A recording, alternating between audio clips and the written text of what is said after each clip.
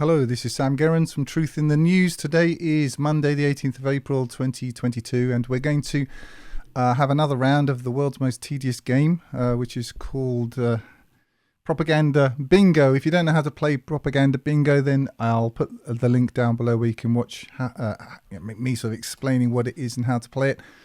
But it's so mind-numbingly simple that I think everyone will just pick it up as we go along. Today we're going to be looking at another piece of propaganda.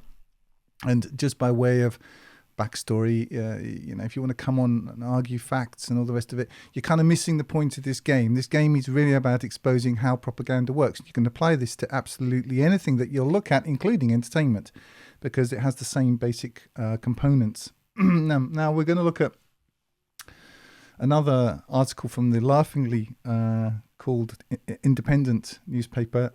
If you don't know, the reason why I look at the Independent and the Guardian a lot of the time is because I'm from the UK personally. I don't live there now. I live in Russia. But I have lived there. I grew up there. And the Independent and the Guardian are for people who think that they're intelligent. And for that reason alone, they deserve to be kind of mocked, I think, more than most. It's not like it's the Daily Mail or the Sun or something like that. But the same principles apply to any news outlet, left, right, doesn't make any difference. It's all the same. They're just, as everyone knows now, just two wings on the same bird. But if we just jump in and have a look at this particular piece of tosh, I haven't read it, but I know what it's going to say. I can pretty much guess. It's not that I'm a genius or anything. It's a bit like if you've ever stayed in hotels, like on a regular basis, which I have in various times of my life. You know what they're going to be like. You know what to expect, or restaurants or something like that. It's just experience. You've seen a few. You know what it's going to be like. So I can take an educated guess. I mean, I may be surprised. There may be some real evidence, some convincing evidence, but I'm guessing there isn't going to be any there. What I'm guessing is going to be there is a lot of surmise, a lot of assumed conclusions, name calling. I'll just quickly walk you through them. I mean, here they are. I'll just introduce you to the girls. This is Karen. Unrelated items. Hello, how are you doing? Yeah, that telephone you get, which just interrupts your life and it tries to make it sound like it's something to do with the rest of what's going on, but it really isn't. Opinion leaders. Just tell me exactly what to do and how to do it. Yeah, that's Mildred. There we go. That's number 2. So that's if you've downloaded the bingo sheets, you can play along. Number 3, yes, this is missing context.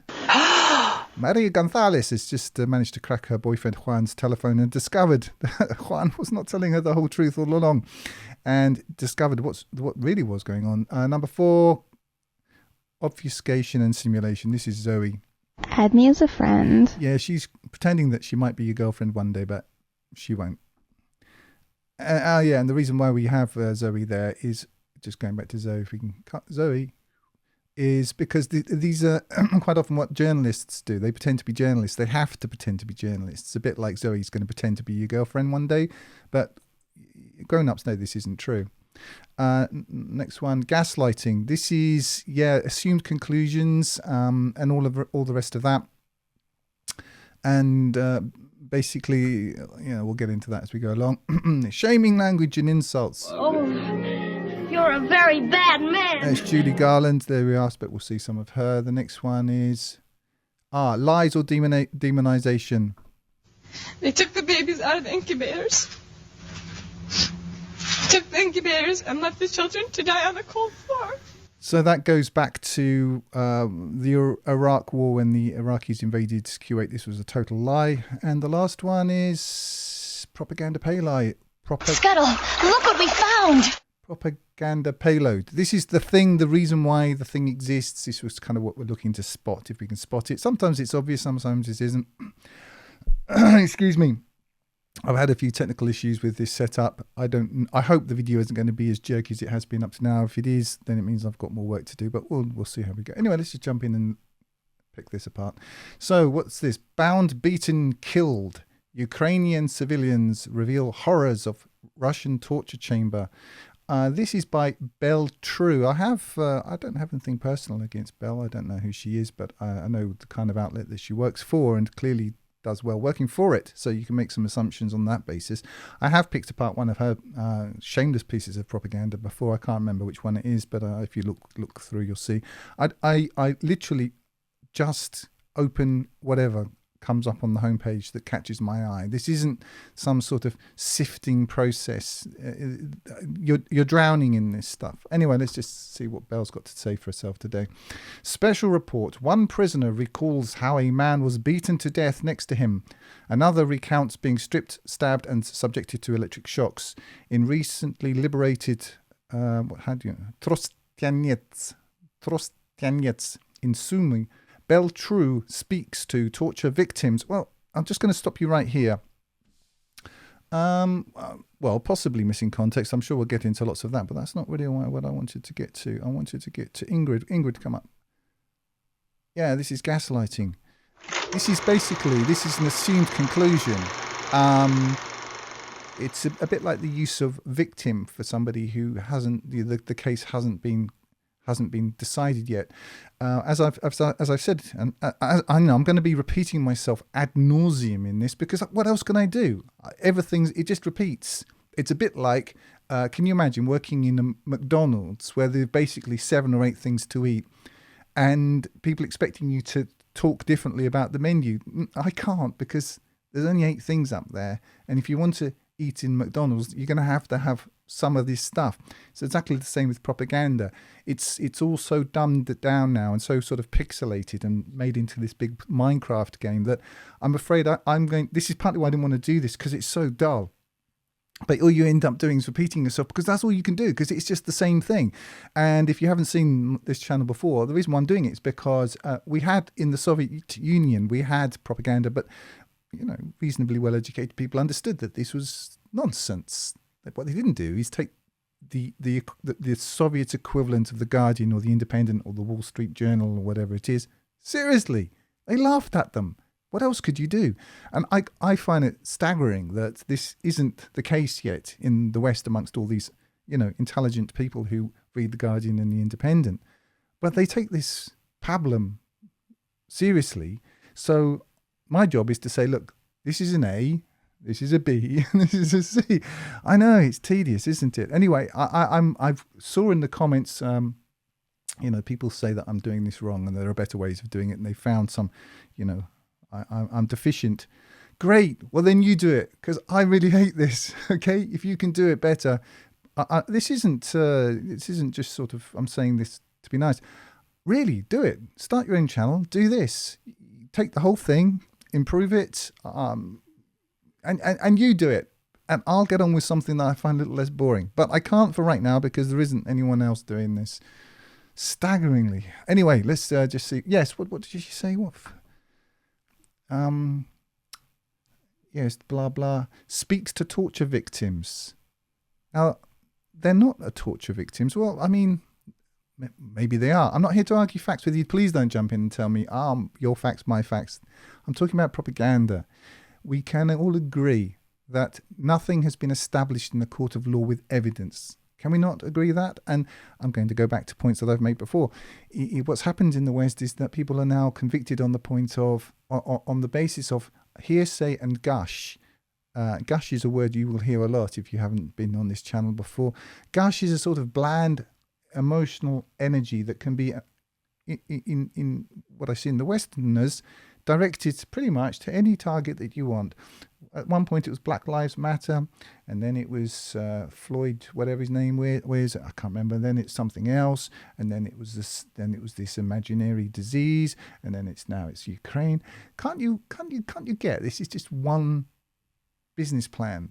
And apparently not. Anyway, the Gush quotient is being directed at this right now, and because pretty much people can't concentrate. They've got the concentration abilities of a goldfish on some sort of psychotropic drug. They can keep doing this to you because every day's new. In fact, every minute is new. It's just it's all new. Nobody has any memory. But anyway, I mean, I'm not talking about people who listen to this channel. I mean, people listen to this channel are kind of weird by definition. I'm talking about everyone else. Anyway, let's just carry on. So, yes, torture victims. We don't know if they're torture victims, Belle. And Belle will know this because Belle is... Belle, is this the right button? Yes. Obfuscation and simulation. Add me as a friend. Belle does know what a journalist is meant to be because she went to journalism school. She's probably got, 70, 80, 90,000 pounds worth of debt that she's paying off writing this nonsense for. Anyway, going back to Belle's very cavalier treatment of the facts, blah blah blah, and uncovers fresh evidence. Remember that word, evidence. Evidence is a very interesting word. I haven't read this, but I'm pretty certain what we're going to get is surmise and hearsay. What we're not going to get is evidence, because evidence requires a process, and that process hasn't taken place yet. But you are being expected to condemn Russia in this case, because it doesn't just apply to Russia, it applies to whatever you're doing in the court of public opinion. And as I pointed out yesterday, and I'm going to keep repeating myself, I have nothing else I can do. We've only got 7 or 8 things on the menu, okay? The reason why this is important is what they've got you doing is gushing a lot and condemning people who haven't been convicted on the basis of any evidence. Also, now they're taking people's stuff away. They start with people you don't like the Russian oligarchs. But the whole point of it isn't the Russian oligarchs. I'm sure whoever they are, I've got a few mil stuffed under the mattress somewhere, especially if they grew up in Russia. People, they'll have some sort of fallback plan, but you won't when they come and take away whatever you've got, your stuff. And who's going to care about you? No one's going to care about you, because the precedent is already established that if enough people don't like you, then we can take everything away from you, and including your what you think of as your liberty. This is how it works. This is what's happening, and this is the danger of gush. Because people, and if you look in the culture, it's embedded in everything. Live your passion. Maybe. I will kind of go along to a certain extent that you have to have a sense of purpose and the rest of it. But passion, when I was growing up, the gush word was fun. I mean, I'm really old now. I'm 54. So I grew up in the 70s, and then I suppose reached the age of reason. It's going into the 80s. Fun was the big deal then. People didn't talk about passion. I mean, in the 70s, everything was like this video. It was all in black and white. It was all very drab and dreary, and I mean, it was very well. I'm being facetious. Actually, it feels as though it was great compared to today, quite frankly. It was all very cheek by jowl and pushy and shovey and beaty uppy, but compared to what goes on today, I would go back in a heartbeat, but you can't. All that to say, yeah, fun was the big justification. Anything, and fun is a sort of bland, unspecific enjoyment on the basis of no effort. I think that's kind of what fun's supposed to be. I've never been into fun. It's never really done it for me. And people having fun around me, like if there's lots of them, it makes me want to start hitting people. That's just me, though. But that's fun has been replaced by, what's it called? Yes, passion. Passion is really scary. People who have a lot of it, I mean, they make me want to punch their faces in as well, but on a different basis. In fact, I'd like to use a baseball bat. I don't know what it is about them. I think it's because it's so mindless, and it's supposed to act as a justification for everything that comes after it. He's passionate about it. Who cares? I mean, you could, I don't know. Vlad the Impaler could have been really passionate about skewering people through their innards on spikes, but that doesn't make the action itself any less horrible. But people aren't. You're not supposed to think about that. Oh, he's passionate. Oh well, that's all right then. And you hear it in this gush media now. If you go to whatever it is, The Guardian or The Independent, I'm just picking on those because I have a sort of a personal bone to pick with those sorts of people. And look up impassioned. Go into the search bar and look up how many times the word impassioned comes up. I've never done it, but I can guess it's quite a lot. Or passionate, or these sorts of gush words. What's the other one they like? outrage. Yeah, outrage is another form of passion. It's based on nothing, all of this stuff. But intensity is supposed to be a substitute for substance and quality. And I suppose if a society is as, debased as this one, then that's really all you've got, isn't it? Anyway, let's carry on with True. I'm sure she's got some little tricks up her sleeve to keep us entertained. I hope so. Speaks to torture victims and uncovers fresh evidence. Remember that word, evidence. See, anyway, of possible war crimes. Oh, possible war crimes. Now, this is a kind of a bit of Zoe here, obfuscation and simulation. It's not really clear whether they're possibly war crimes because they'll be convicted on the basis of something actually objective in a court of law, or that possibly the crimes that we're assuming to have happened come under the rubric of war crimes. But you're too stupid to think about that, so we'll just move on to the next thing. In northeastern Ukraine. All right. Here we have a picture. And this really goes back to my thing I was talking about yesterday about Woody Allen's hilarious film. I thought it was Chinese, but somebody in the comments said it's Japanese. I'm not quite sure. But, an Oriental language where everyone... And underneath, he didn't translate this film. He just made up completely different storyline in English where they're talking about something completely different. Well, this is what propaganda does as well. So we have a picture here of some marks on the wall. And again, please don't jump in with your factoids. I'm not arguing those. I have no idea. I wasn't there, nor were you. What I am saying is, what I'm certain is that True is not going to be bringing us any objective evidence. But you're going to go away with a feeling that you have been given some evidence. It's just, again, you're going to this one. This is obfuscation, a simulation of evidence. And the reason how this all works is to create triggered morons, which is, if you look around you, that's what you're living around. That's why you can't talk to anybody, because if it seems like people are resolutely, almost like Olympic level stupid now, it's almost like they're going for gold, silver, and bronze. This isn't a mistake. It's what's happened is you're living in a cult. And if you've ever seen the film The Body Snatchers, it's a bit like that, but you're living in a cult. Your entire family probably, or most of them, are cult members.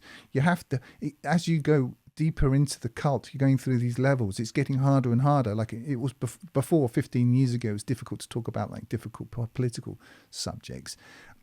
Now you can't even ask them to pass the Marmite without it turning into some sort of like triggered event, because, what do you mean by Marmite? Are you impugning my identity at some level? It's insanity, isn't it? It's a clown world. I like that phrase. I heard that recently by the chaps over at the Duran, and which I really recommend to Alex and Alexander. Look them up. If you want a more of an analytical presentation than what I'm giving, go and listen to them. They're excellent. Also, while I'm on this, look up Patrick Lancaster. Balls of Steel. He's on the ground in Mariupol. Check him out and just see what he's got to say today.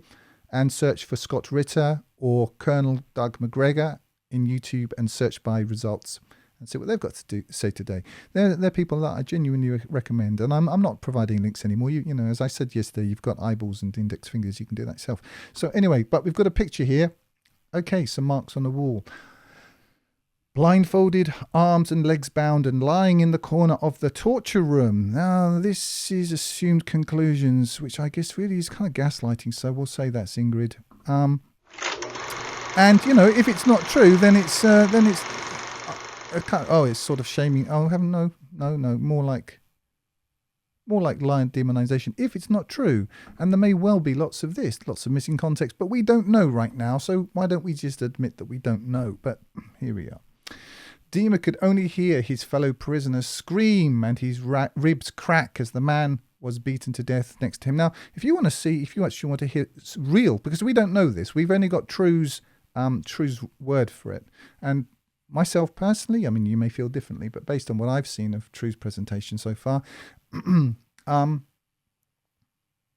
if she said it was a sunny day outside, I'd still go out and check. That's basically how I feel about it, because I've read one of her articles very carefully before, and it was well. Of course, this is all laughable. except that they're getting people killed. And that's partly why I'm doing this. They're getting, people who don't need to die are dying because of this type of propaganda. But the fact is that if you look at, for example, Patrick Lancaster, he talks with people, not on this basis, people that she could have made all of this up, real people on the streets of Mariupol. They'll tell you all about how the Ukrainians operate or have operated there. Certainly there's evidence, photographic evidence, video evidence of how they treat Russian prisoners.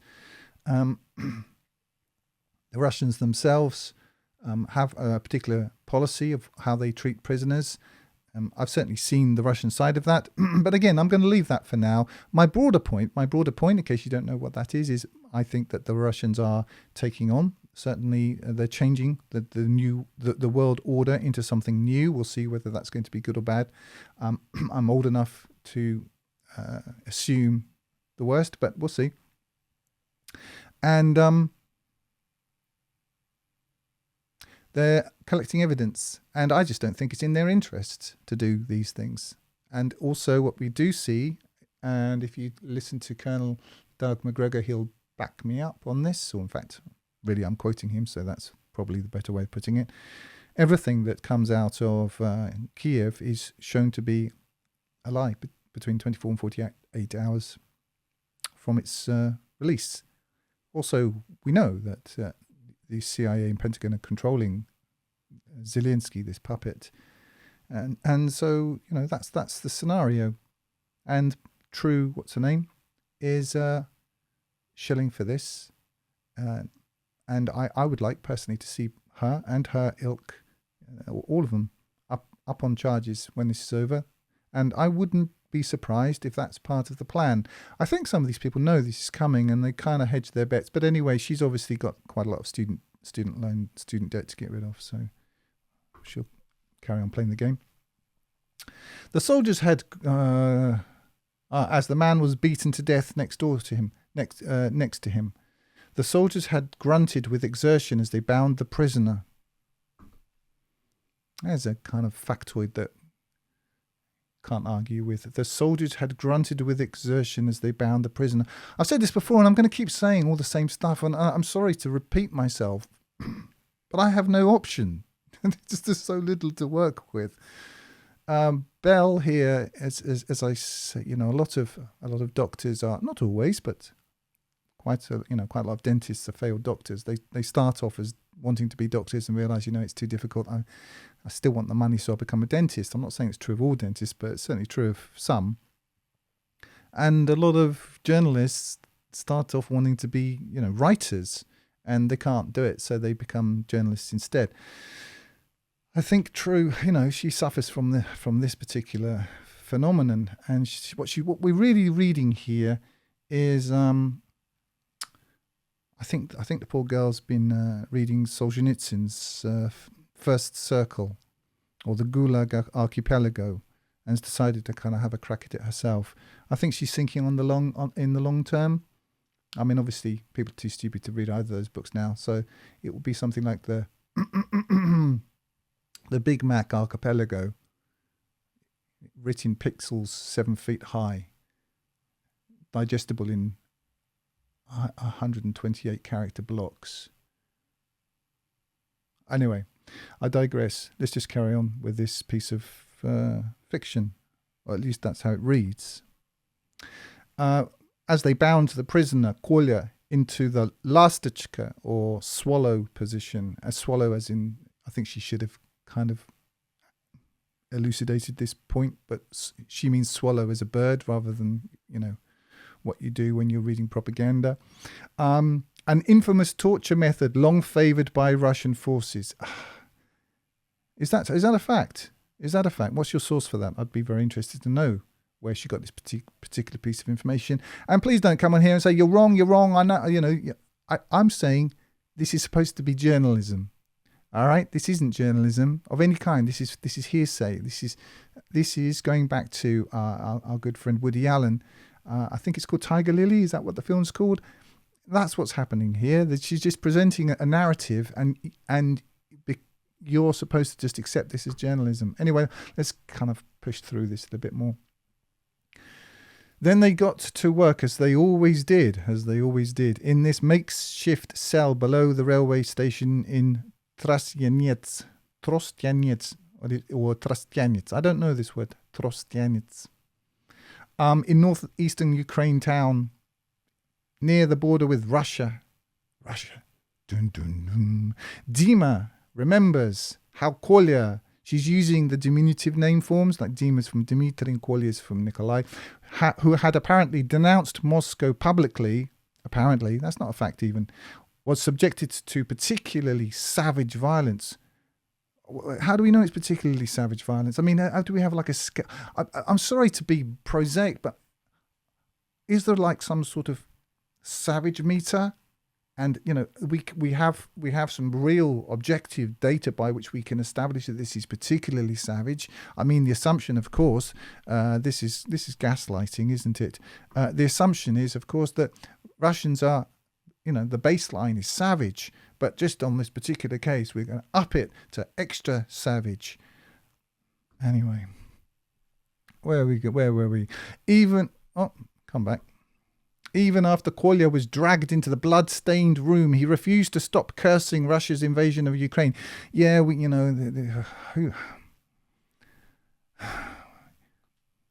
I hope you can see what I'm trying to point out here. I'm not saying that Russians aren't doing bad things in Ukraine. I don't think they have any reason to. I've given the reasons for that because they're putting together court cases. Also, the Russians are, they, unlike the Americans in Iraq, the Russians have to work with Ukraine after this, and they know that. Also, I mean, for what it's worth, I mean, the Russians and Ukrainians are brother peoples. I mean, just for context, my own wife is she's half Russian, half Ukrainian. And as I've mentioned before, not only is she half Russian and half Ukrainian, but it's not even that her mother is Russian and her father is Ukrainian or vice versa. Both her parents are half Russian and half Ukrainian. I'm not claiming any sort of authority or anything. I'm just trying to give you a window into something that Bell True here isn't going to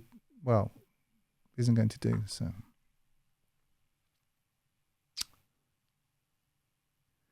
Blah, blah, blah, blah. Even after Kolya was dragged into the blood-stained room. I mean, okay, well, this is, I think this is probably this. I mean, I would imagine.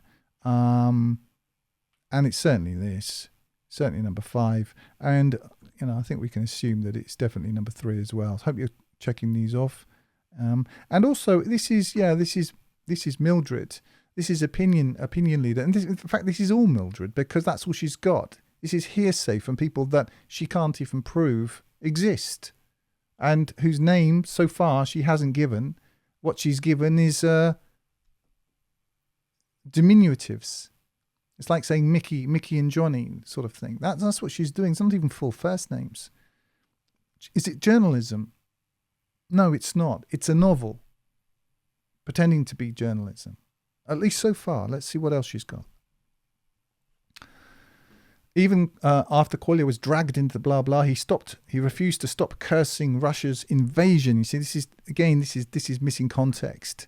If you want to know about the context, then you have to look up John Mearsheimer's 2015 1.5-hour presentation where you'll learn about that context.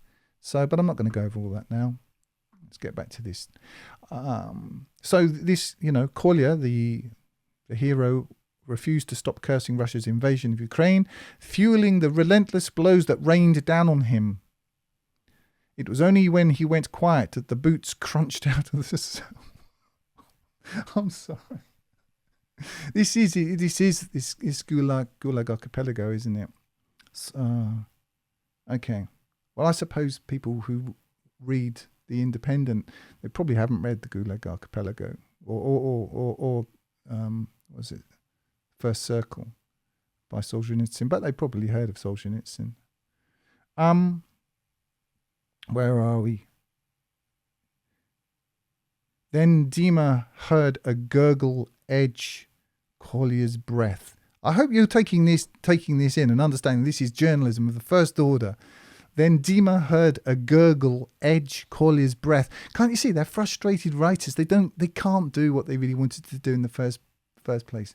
It's like going to the it's like going to the dentist, and instead of them doing what they're supposed to do, they start writing you a prescription for antidepressants, which is, I think, all that doctors in the UK do now. Antidepressants, and I think, what else do they say? Paracetamol, or it'll go away by itself. Something like that. Oh, yeah, and now, of course, injections against something imaginary that will probably kill you. Anyway, let's carry on with this. I screamed at the guards, "He is dying! He is dying!" I tried with my bound feet to push a bottle of water towards him, said Dima, visibly distressed. I don't know, I could just press all the buttons. I mean, you play along. I can't be bothered with it. You can just press them all.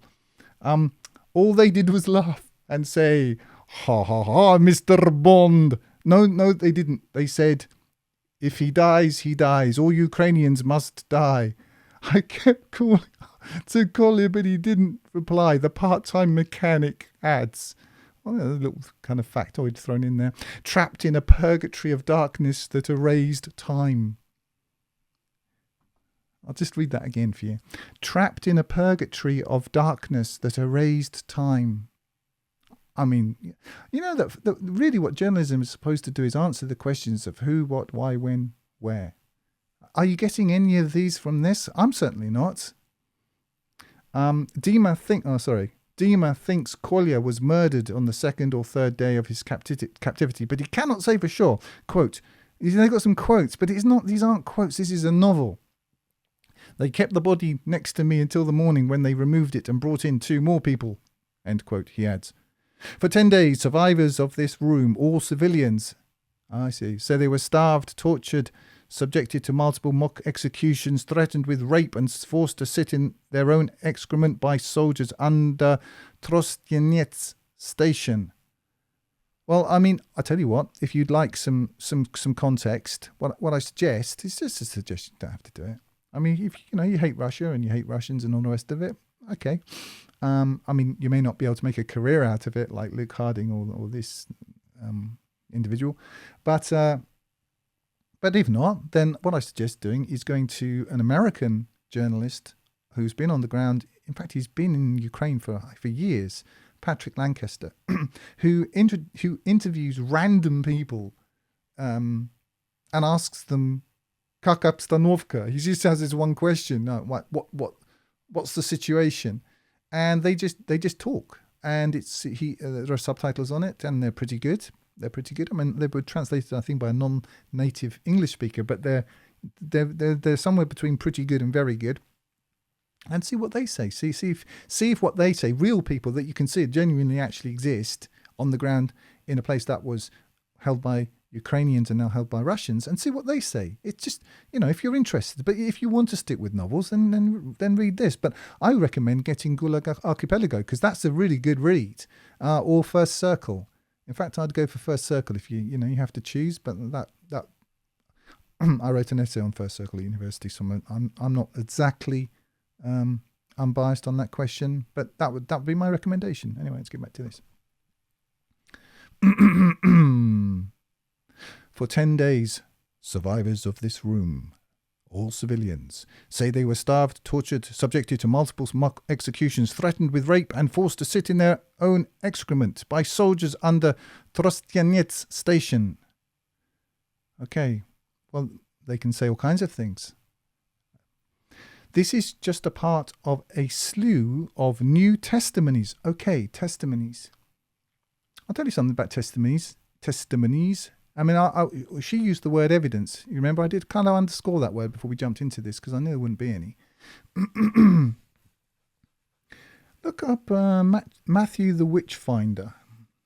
He's be an interesting person because women were burnt at the stake for being witches.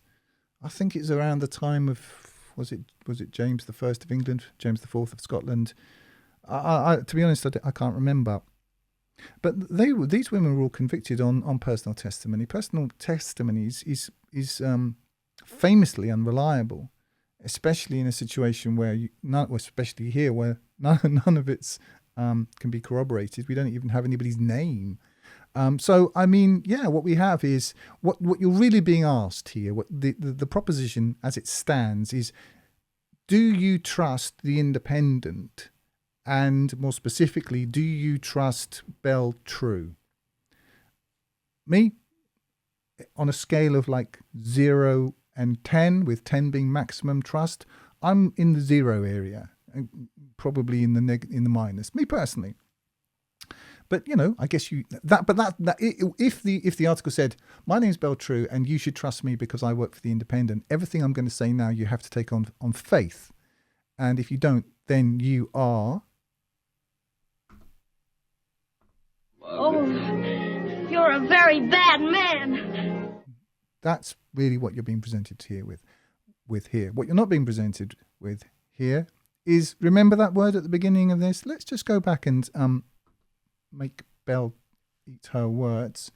She said, uncovers fresh evidence. I haven't seen any, and nor have you. No one has seen any evidence. She said that she was going to present some, but she hasn't. And this is Zoe. Add me as a friend. It's obfuscation and simulation. She's simulating being a journalist. She's telling you that she's going to be a journalist, but she's not being a journalist. She's being a novelist. Just remember Woody Allen's film, okay, with the subtitles that he made up. It had nothing to do with the film. That's what you're being given. In fact, you're not even being given that.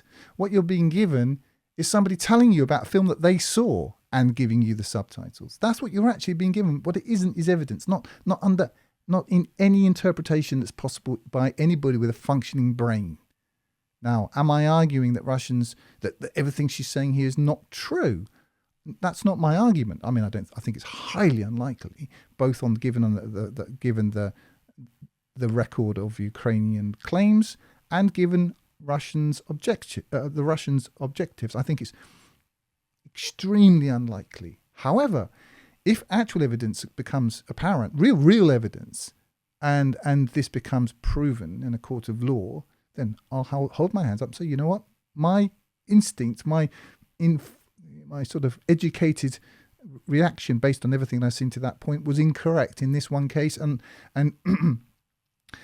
although you could argue that I might owe Bell True an apology, I don't think that would be the case, even in that scenario, because she hasn't presented any evidence. She's writing a novel, a very short, bad novel.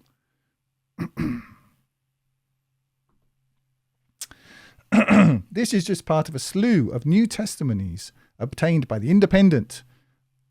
It's in italics, it must be authoritative, that provide fresh evidence. Crickets. Of possible war crimes. You said that before, darling, but you haven't done it. In Ukraine's northeastern region of Sumy. She keeps saying the same thing over and over again. The Independent spoke to two of the survivors. Dima, the first to be held captive, and Andrei. They've gone back to Russian spellings. I wonder why this is. Who said he was abducted by soldiers a few days later. Dima says Kolya was prisoner number 4. I am not a prisoner. I'm not a number. I'm a free man. Of at least 8 civilians held there during the month-long Russian occupation of the town. Did he? Well, I haven't seen any evidence of that. He shows us the site. I mean, you've got a picture of a man in a hat. This is your evidence. A man in a hat. Whose name we don't know. Located in a basement under the main ticket hall of the station. It was just a few meters wide. It was and still smeared in blood. 3 of the detainees are dead or missing. Kolya was killed, and 2 others, including a military veteran, were beaten. Blah blah.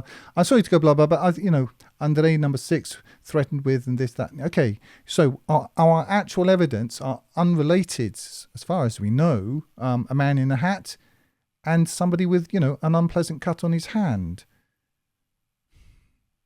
How much more of this nonsense is there? Crikey, I can't face it. Well, let's just kind of get through this quite quickly. It's such tosh. At one point, the 33-year-old says the Russian soldiers gave him electric shocks. Okay, I think what we're going to get now is just turning the volume up, a bit like electric shocks, if they really exist in this case, because there is nothing else to be done. It's shock and gush, more gush, more gush, shock, shock, shock. And then what really the kind of underlying point here is this one. Oh, you're a very bad man. If you don't accept all of this gush, if you have any questions, then you're just evil and nasty. And this is how it works in the West, isn't it? I mean, I know everyone watching this already gets all this, but let's just carry on.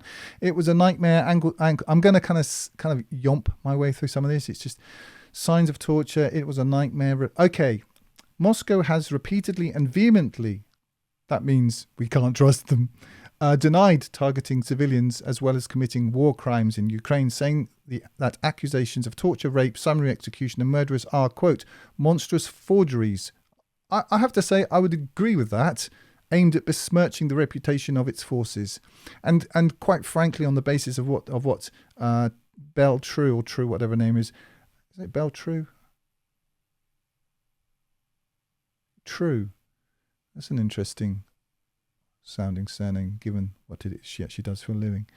Nothing that she's provided would support any other interpretation, quite frankly. To continue, but The Independent has collected dozens of testimonies. Yeah, okay, testimonies. I don't mean to be a party pooper here, but testimony isn't evidence. It's a story presented by people who are against Russia. So they're consider the source. And anyway, we don't have any. Again, what you're really being asked to do is trust The Independent, which I think if you still do that, or any of these other outlets, then you really need your head examined. Has collected dozens of testimonies pointing to possible violations of international law. That sounds very, very serious. In multiple regions of the country, including most recently in Trastyanets. Okay, you keep saying that. All right. Even then, the railway torture chamber. Again, this is assumed conclusion. This is Ingrid, isn't it? They're telling you that this is a torture chamber, but they haven't provided any actual evidence of this claim. This is and there's plenty of missing context. And if it's not true, well then that's what it is. It's just lie and demonization. The tip of the iceberg. In fact, the full scale of Russia's month-long reign of terror. Okay. What about the reign of terror of the inhabitants of the Donbass region, where 14,000 people have been killed in the last 8 years? You didn't even hear about that. You don't care about any of that, do you? But now your gush, meter is off the charts, and you're in fact importing millions of people who have been a significant percentage of whom are totally indoctrinated in the tenets of a modern sort of NLP, as far as I can see, version of Nazism into your homes in the West, where you'll gush over them for a little while. I'm interested to know what's going to happen when they start goose-stepping around the kitchen and sharpening the knives to go out to find, the Untermenschen to go and kill. I wonder how the gush is going to respond then. I suppose, well, the Westerners sort of stock response to anything is to shut their eyes and ears and hope it goes away, and get on their knees and basically to adopt the sort of the position of total submission, and open their arms out wide and hope that the people rushing, the army rushing at them like stampeding bison, are going to melt into equivalent gush and embrace them as brothers. That sounds like a survival strategy. Anyway, let's continue. Yes, only revealing now these stories, and stories. Well done, Belle. You managed to identify what it is you're dealing with here. Stories are part of a mounting body of evidence. No, it's not. Story is not evidence. I'm sorry to keep pointing this blindingly obvious thing out, but a story is not an evidence. Is not evidence. I have a 9-year-old daughter. She tells me all kinds of stories about stuff.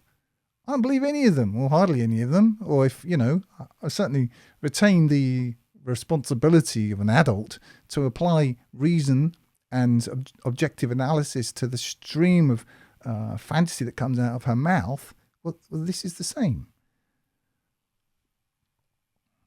These stories are part of a mounting body of evidence. No, they're not. They're nothing to do with evidence. Of suspected. Oh, that's okay. So is it evidence or is it suspected? Can you see what they're doing to you? They're breaking you down bit by bit.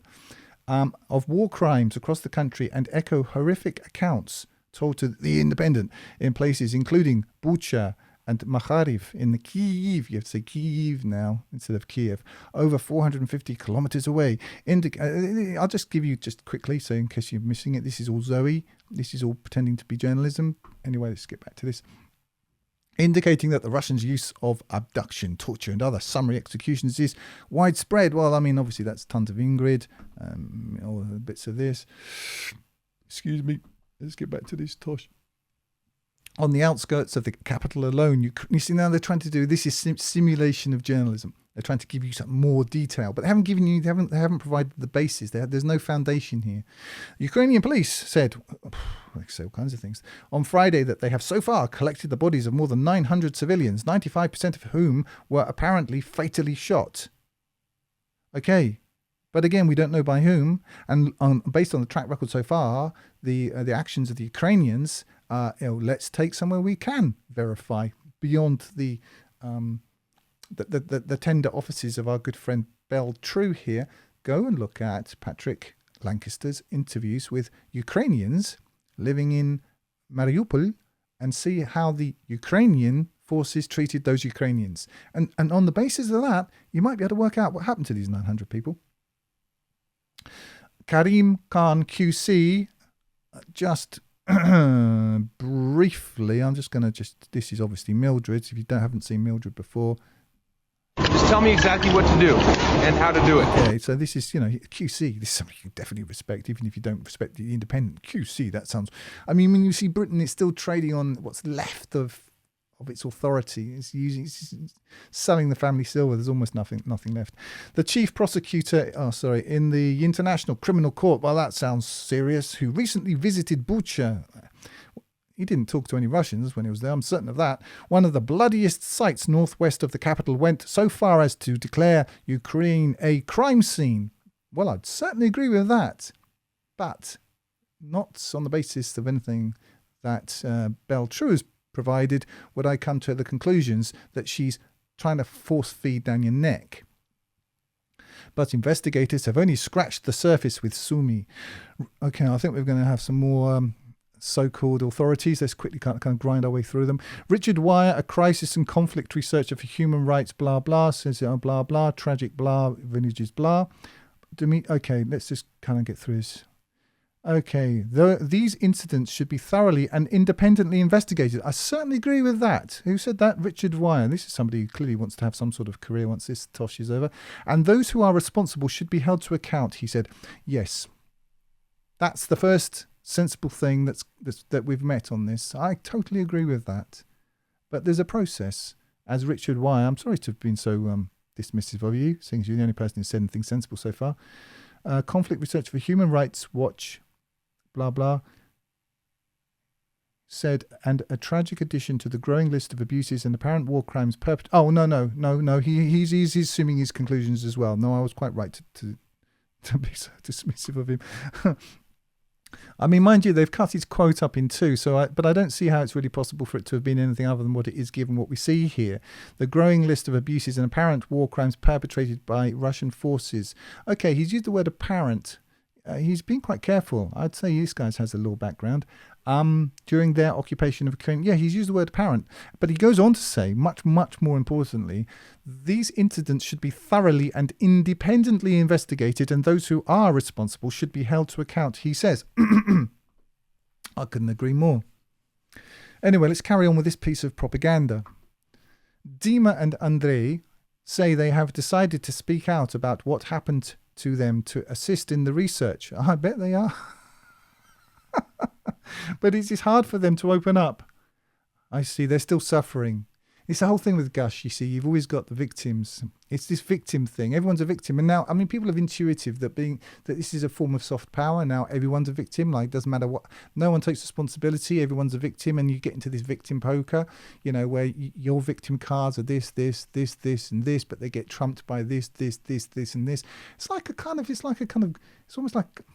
It's like one-upmanship in being pathetic, isn't it? This is what the West has been reduced to. Can't you see why it's almost like a good thing that the West just kind of folds up and flushes itself down the toilet? It's so humiliating.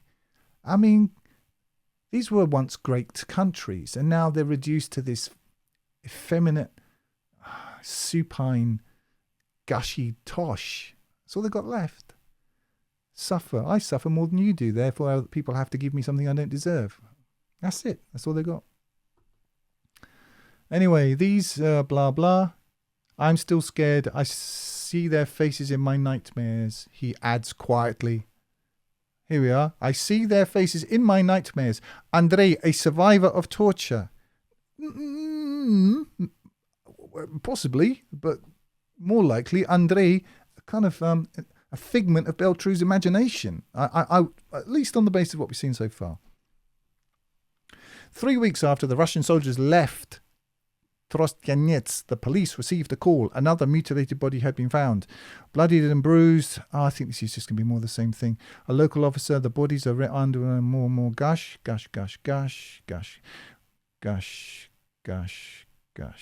Okay.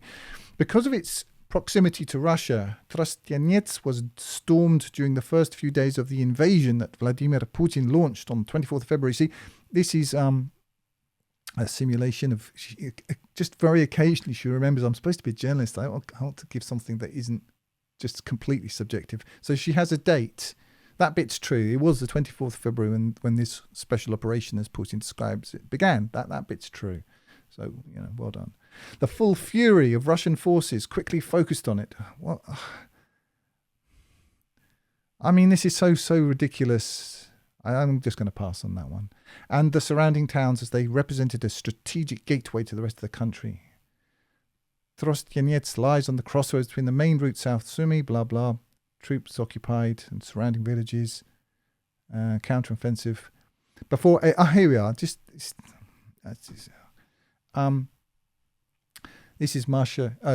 Maria Gonzalez. Troops occupied the town and surrounding villages for 30 days. This means the evil Russian had a bit of free time left over from torturing people. Before a fierce counter-offensive by the Ukrainian forces saw Russian forces withdraw on the 25th of March and reposition further east. Yet they left. They'd finished doing what they were doing there. They went to the Donbass, but they may well be coming back. But we'll see. Local authorities, tell The Independent the railway torture chamber is just one of those several cases of abuse, violence and murder they are in the process of investigating. So who are these local authorities? Well, we don't care because we don't need any facts. What we need is gush, more gush. And this sounds to me like it's a bit of Mildred, isn't it? This is an opinion leader. Anyway, let's carry on, see if we can get through this before we will die of boredom. 2 police officers say they knew of 5 cases of bodies either showing signs of torture or bound with gunshot wounds. Oh, I can't face any more of this. 2, both blah, blah. Some have wounds. It's all gush. The brutality inflicted on the civilian population here not only highlights Kremlin's playbook for Ukraine, but reveals the last chaotic and desperate days of Russia's occupation in this region. This is Hammer House of Horror. Can't you see this? Anyway, so how much more of this is there? God, she can write a lot, can't she? Oh, good grief. I can't face any more of this. Let's just have a quick look and see if there's a fact, if we can just find one. Where were we? I mean, I don't suppose... let's have a look. This kind of feeds into what I was talking about before, about what all they've got. I'll just see if I can talk and just scan at the same time. All they've got is gush. And because they haven't really got any substance... they're stuck with form, and so it's a bit, if you're going to put it into business terms, they've got like this quite excellent marketing department, but they haven't got any product. So what they're doing is all they can do is sell you hot air. That's all they've got. I mean, I'll link to this article. You're very welcome to go through it below, and if you're able to, sort of winkle pick out of it an actual fact that evidence. Remember that word, evidence, that she said she was going to bring? I'd be very interested. You can put it in the comments down below. I can't face any more of this. This is so tedious. No, all we've got is hearsay and surmise. Gush. Gosh. Yeah. Police were still trying to, yes, gosh. All right. A recent investigation by the Organization for Security and Cooperation in Europe into allegations of Russian violations of humanitarian law in Ukraine has found evidence of multiple war crimes, including in Trostyanets. Well, okay, let's see it then.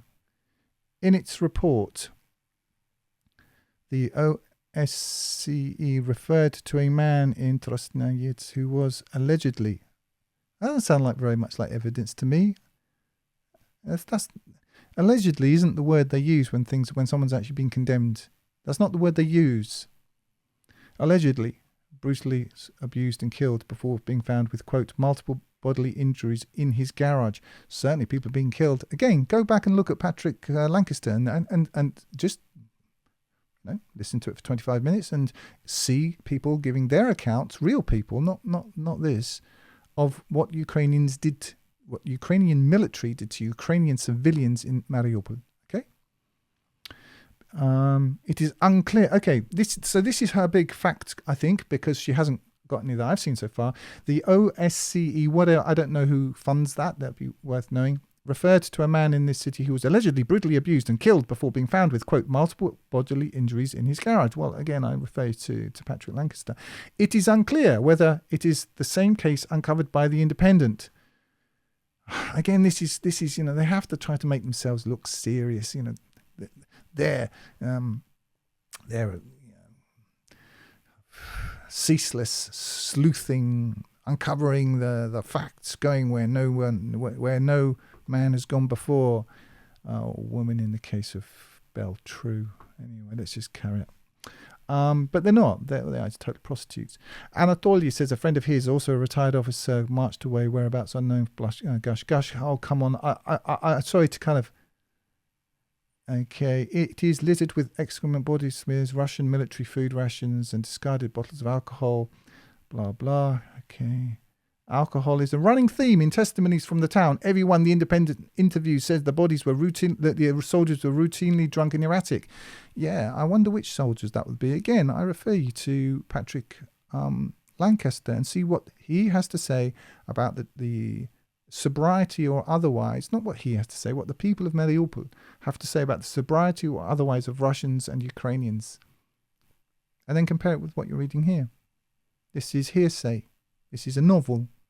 All right. If you care about the truth, I care about the truth, and if evidence is presented which overthrows what I'm saying here, then I will consider myself corrected.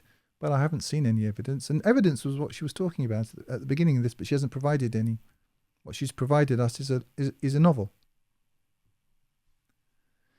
The doctor said that his centre already under pressure. The Russian soldiers have been even worse than they were in the previous paragraph. Blah, blah, sniper position. There was a sniper position there who would shoot at anyone who approached. Yeah. Again, go to Patrick Lancaster. See which snipers from which side were killing which people in Mariupol. Today, the entrance to the busy station is blasted wasteland littered with empty Russian ammunition boxes, dozens of which were used to barricade up the windows. The wasteland. Yes. We're going back to the poetry of the First World War, aren't we? Destroyed tanks and armoured vehicles squat like toads in the mud. Yeah. Squat like toads in the mud, with the vertebrae of detached caterpillar tracks slung across their sides. I wish Belle True would do us all a favour and just do what she clearly wants to do, which is write a novel. I'm afraid we will be treated to this. I can make an educated guess that when this is over, if these people like Belle are going to be writing novels, which will be promoted endlessly through The Independent and other. I expect she's going to win lots of prizes as well. That's how it works. Look at the people who win prizes these days and ask yourself what kind of men and women they are. Blah, blah. The prisoners below ground heard the last fierce battle unfold, which shook the walls and blah, blah. And then, all of a sudden, there was a silence, Dima says. Even the fighting stopped. Even this is sinister. It took them half a day to pluck up the courage to break the cell, get out, blah, blah. I'm lucky to be alive, our worst nightmare. Oh, thank goodness we got to the end of it. Okay, well, I'm sorry for having to miss quite a lot of this, but it's so tedious. I don't think I could face any more of it. I'm sure you couldn't either. I'm sure a lot of people dropped off this video before they got to the end of it. Oh, I don't blame you. I can't stand it either. Isn't it tedious? Isn't it boring? But this is all they've got. All they've got is more and louder, because they haven't got any substance. At least not yet. If they present some and it's convincing on the basis of actual facts, then that's one thing. And that's what journalism is supposed to be, but this isn't journalism. This is a rather inappropriate creative writing course. I mean, you're not supposed to kind of put this stuff online. You're supposed to go away and write this kind of stuff, in your room, and then do that for 1,000 hours, and then throw it all away, and then start what you're actually going to do. But Beltrou is making the mistake of posting all of her her first etudes. Her first attempts online under the guise of journalism, which it certainly isn't. Anyway, that's it. I've had enough of this. I'm sure everyone else has. If you won, if you completed your if any of you are actually playing propaganda bingo out there, if you win, if you complete your your little bingo card, you shout out. You don't shout out House, you shout out Winston Smith. And if you're the winner, then you get to drop everyone else's cards down the memory hole, along with whatever article you're reading, in this case this one, and you can go and choose another piece of propaganda. I was thinking about this today.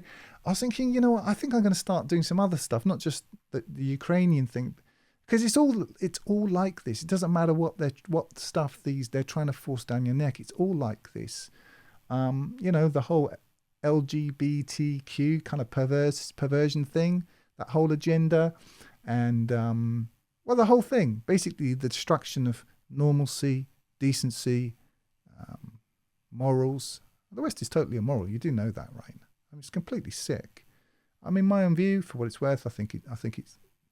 I wouldn't even just say the West. I think the world in general, it's utterly materialistic, totally solipsistic, atheistic, selfish, degenerate, and I think we deserve the end, quite frankly. That's me. But that's not the focus of this particular channel, and I thought I'd leave that comment to the end because there won't be anybody here to listen to it. And I'm going to drop this. That's it for today. I'm going to go and get on with something a little less tedious. I hope everyone's well, and that's all for now.